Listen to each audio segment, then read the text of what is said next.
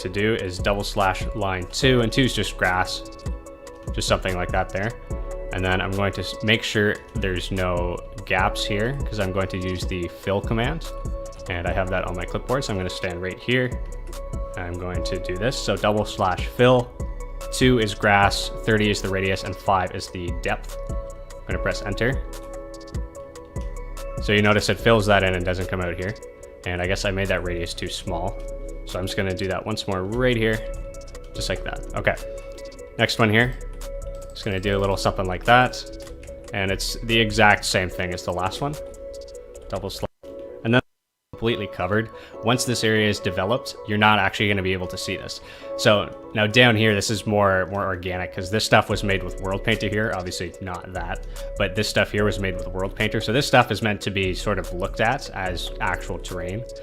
Meanwhile, stuff like this here and this down here, this is only meant to be developed on. And so we're actually putting houses here. And then we're gonna have a nice little path down here, and it's gonna be a real nice spot. So this spot's gonna be some pretty heavy influence from Vancouver. But anyway, that's it. Just wanted to make a quick video. So I will see you in the next video.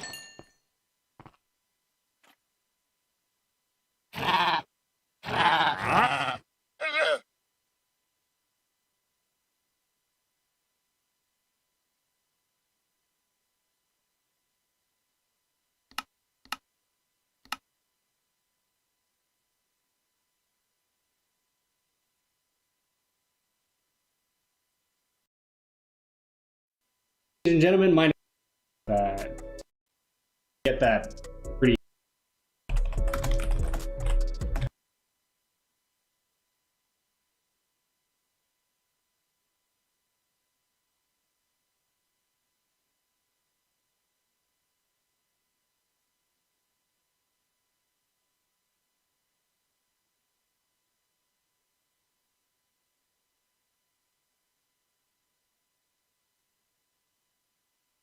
And an entrance to the residential lobby. The lobby will have a reception desk, mailroom, and bike room. On the second floor, we can include special amenities like a gym, meeting rooms, and a rentable party space. This condo tower contributes to Andia's goal of affordable housing, which helps lower-income individuals and families to live in the city center in a rent-controlled environment. Floors 3 to 6 are smaller units dedicated to lower-income residents through a government-controlled process. We will have a setback on the 4th floor and use this open space as a common area for the residents to enjoy. From the 7th floor to the top, the rest are standard-sized apartments with 2 penthouse suites on the top 2 floors. Another important architectural design element that should be considered is making sure your tower has distinct sections. Your tower should have a base, middle, and top section. For the base, you can use a couple of different styles. I highly recommend always using a point tower unless you are very restricted for space. Point towers usually are found in Toronto and Vancouver and have a base made of row homes or shops. Having row homes as the base of the tower gives families that don't like high-rise living an opportunity to live a similar street-level lifestyle in the city's core. Another option is for the base to be designed flush with the upper facade. You may go with this design for office towers, but I recommend staying away from it when designing condos. The base should be relatively complex compared to the rest of the tower. The midsection should be repetitive. It doesn't have to be bland, but players should be able to visually identify patterns when looking from bottom to top.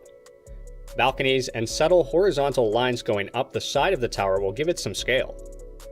The top section is typically reserved for mechanical equipment, but you can squeeze it into half or a third of the roof area and use the rest as a community gathering space. Green roofs are also great to have. Having the correct proportions will make the build much more pleasing to look at. There is no 100% correct way, but you will get an eye for it the more you practice. If you want your tower to feel tall, having your build complex at the base mixed with strategic setbacks is actually a great way to make the tower feel much taller than it actually is. Having a flat facade all the way up gives no sense of scale. You may also choose to split up your build with architectural design changes. A small amount of depth in your facade can go a long way. I don't mean 4 or 5 block depths, I mean somewhere between half a block up to 3 blocks. The first way you can do this is by using glass panes rather than full glass blocks. Even if you decide to use full blocks, you can add vertical glass panes which will draw the player's eyes upwards. You can also use setbacks as your tower goes up. Not only does this provide depth, but this is also a real structural engineering technique.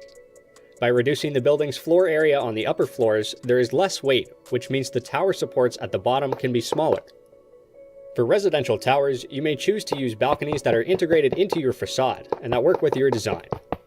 Balconies that are sticking out of the wall may follow a pattern. This tower in Ottawa, named the Claridge Icon, is a recent development that uses this technique.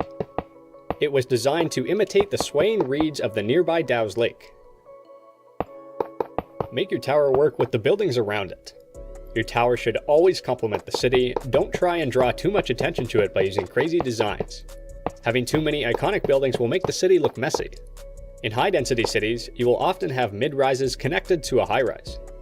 If they were separated, the design would either be blank walls or windows that face directly into the other building. Connecting them provides more floor space and makes the city feel overall more united.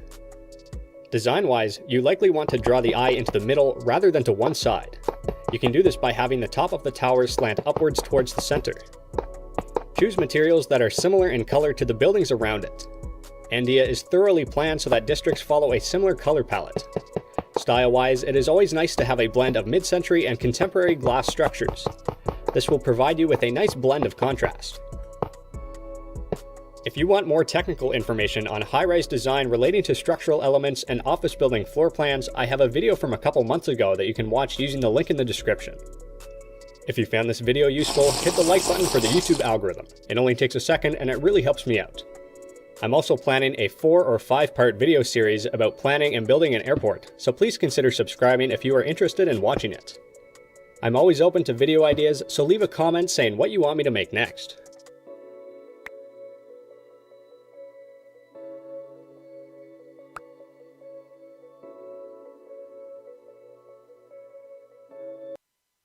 Barrier or trees to block the noise. Personally, I prefer trees since they are green and provide much more texture to the cityscape. A great way to decorate highways is to have overhead signs, speed signs, highway information signs, exit signs, truck weighing stations, and toll booths. Another benefit of toll booths is that it creates an incentive for citizens to take public transportation. Bike lanes and trails are important to keep your city happy and healthy. Well-designed bike lanes have a clean, unobstructed path aside from streetlight intersections. Overhead pedestrian and bike lane bridges are a fantastic addition to any city.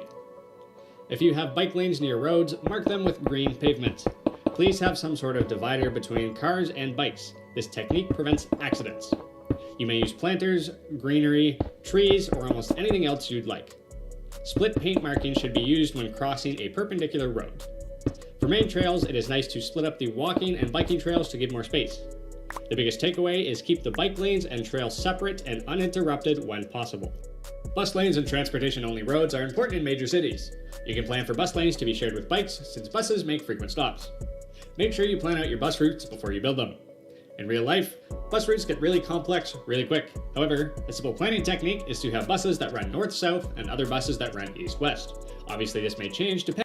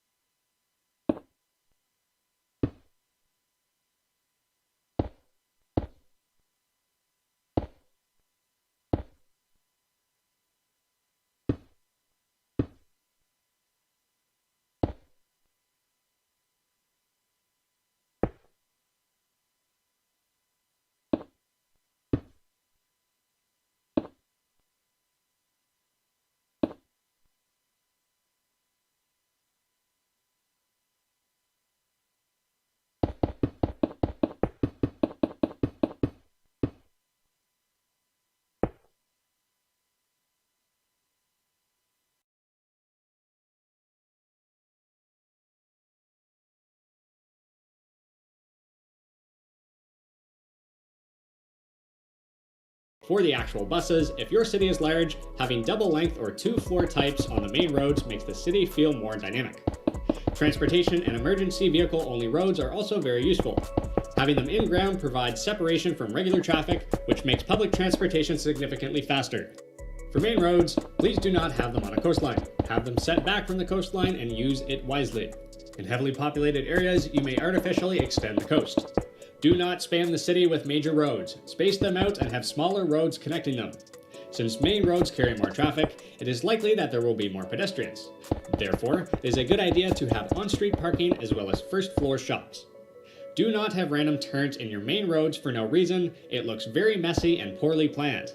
A good technique is to use 1 or 2 lane roundabouts for potentially congested roads. For vehicle bridges, don't have huge suspension bridges for small crossings. Keep them realistic. Grid networks are commonly used in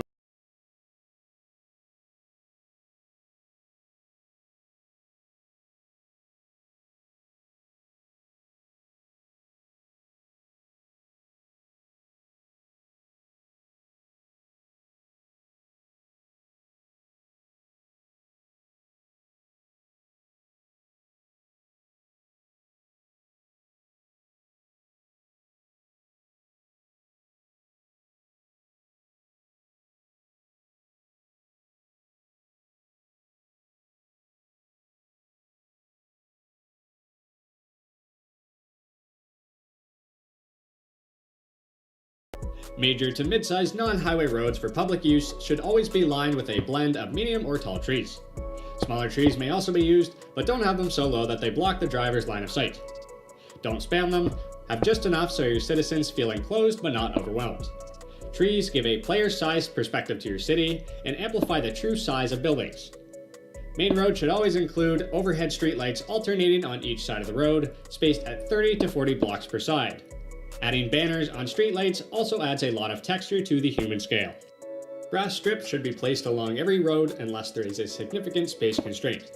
The edge of the sidewalk adjacent to the road should be roughly 50 to 80% grass, with your choice of 1 meter tall greenery with the occasional tall fern. Please do not make your greenery 2 blocks tall unless your goal is to completely separate the street and sidewalk.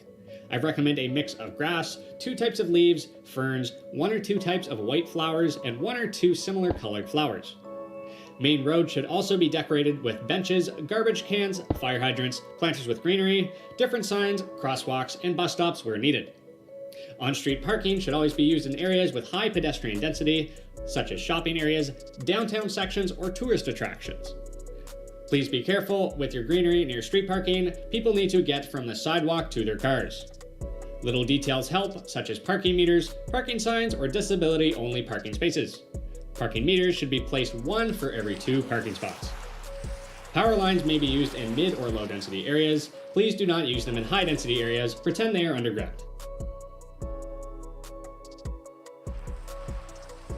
The underground metro should be planned to serve frequent stops throughout the city.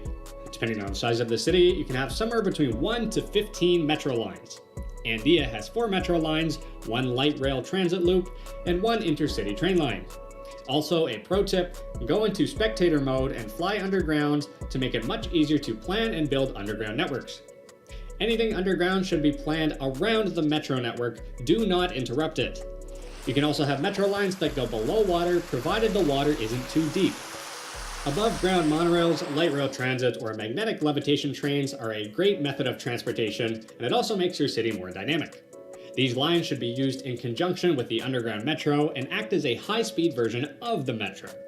These trains should be slightly larger than metro trains and should make less frequent stops.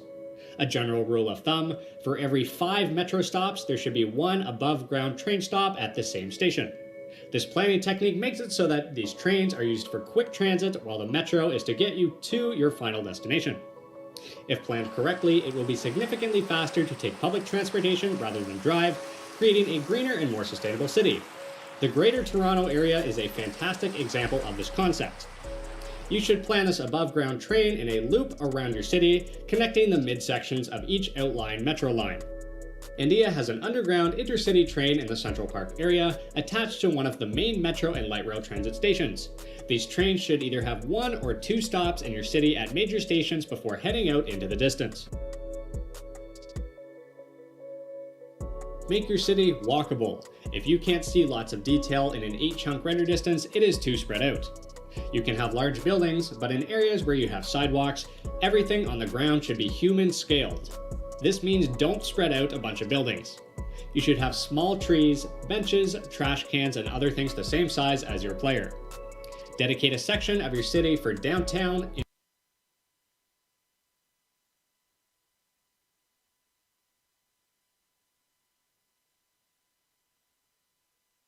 industrials, airport, and single-family residential, defined by a significant amount of glass facades, curtain walls, to occupations, and damages of World War II. Occupations can still, as an example. Beware, because they will eat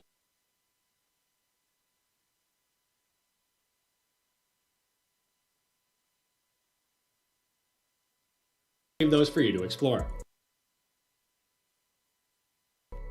Height maps are important because 2 to 5 floors are a fantastic for buses, trains, other city vehicles, cranes, planters, benches. Ground patterns and open spaces can be an effective way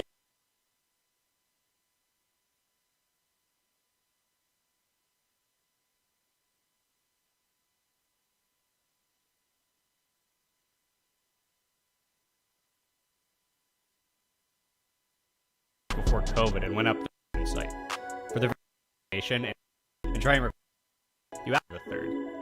Also, you can see I made a couple of adjustments. There's the elevator shaft, stairs, mechanical and electrical equipment. Once that was done, I went back and finished the area surrounding the parking garage and ended up pushing the garage door back by 1 block. You might have noticed that the windows above the parking garage are much bigger than the other ones, so I added this nice big window and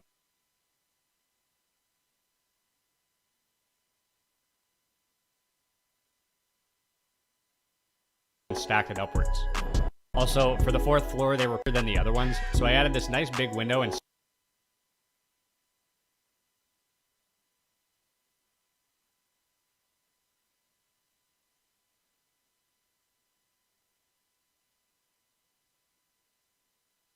stacked it upwards. Also, for the 4th floor, they replaced windows with balconies, so I did the same thing. Afterwards, I just extended the same design around the other sides. Down at the bottom, you can see I made a couple of adjustments, including adding green wool inside the top block of the elevator shaft. I only did that so that when I build the next floor, my fill command won't fill in the elevators too. Once that was done, I filled in the ceiling of the 1st floor. Now, you might have noticed that the footage that I just showed you looks a bit off, and you'd be right.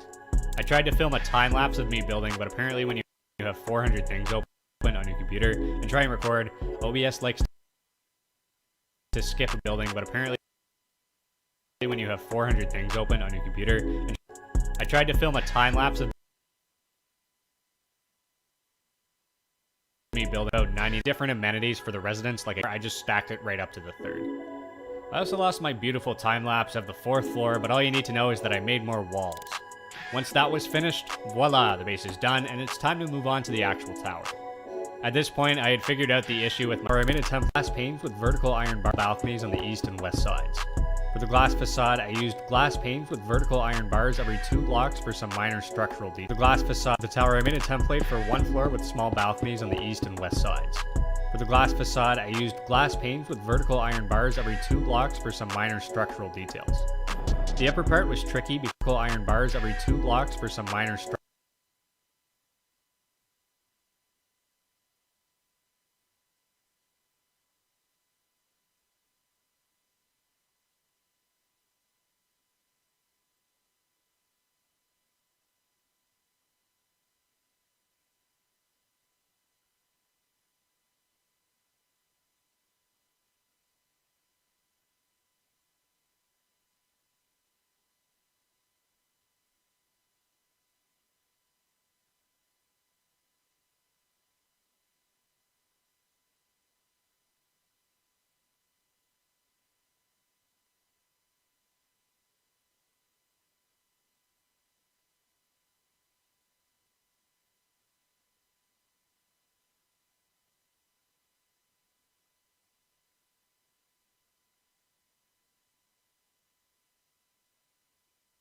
details. The upper part was tricky because I could only have half blocks in between floors, which gave me 2.5 blocks of livable space inside. Also, for the balconies, I used a subtle trick where you alternate light and dark gray glass to make it seem like there's a division between it. For the main balconies, ranges of the materials over and over. On the left side, you can see which materials work in balconies that aren't meant to stand out, so I added those too. I tried a bunch of different material combinations to get the perfect balcony railing material, and eventually settled on white stained glass panes. The final balcony design ended up being 1 slab wide, but I made it so that the railing extends half a block over the edge. And since the windows are actually glass panes, if you stand on the balcony, you actually have 2 full blocks of room laterally. I extended the shear wall upwards, added some elevator doors, fixed the stairs. That was insanely hard to make 100% accurate floor plans while building at a 1-to-1 scale. I made it kind of bachelor and 1-bedroom condos. I wish I could have had larger ones too, but I quickly realized that I didn't have much space. I added polished andesite slabs over each doorway so you can tell where they actually are. I know this shot here is a jump ahead, but you can see the outline so you can tell where they actually are. I know this shot here is a jump ahead, but you can see the outline of the floor they actually are for the con, because I really didn't have, there weren't any issues. Once I saw that the floors looked good, I stacked the rest up to floor number 53.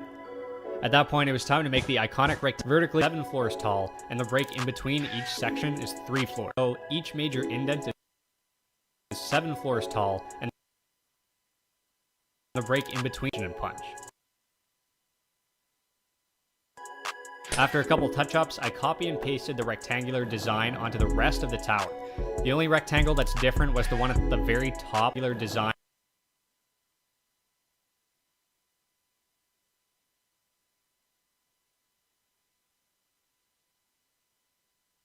onto the rest of the tower.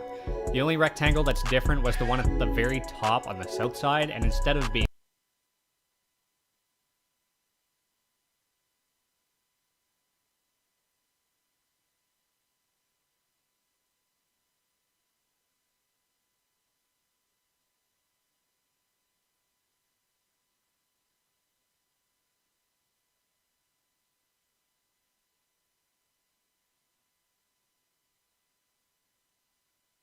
being 7 floors tall, it's only 4.